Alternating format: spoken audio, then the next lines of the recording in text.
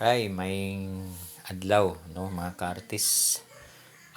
Sana po ay mag-enjoy po kayong lahat dito po. Ito po yung subject natin ngayon ay Boracay Beach po ito, no, found in Aklan. So, sana po makakuha kayo ng mga idea kung paano ito gawin.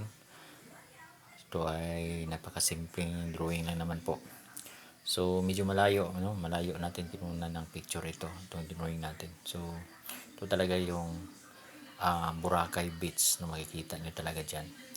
So sana po makakuha kayo ng idea po, lalo na sa mga nag-practice ng art po.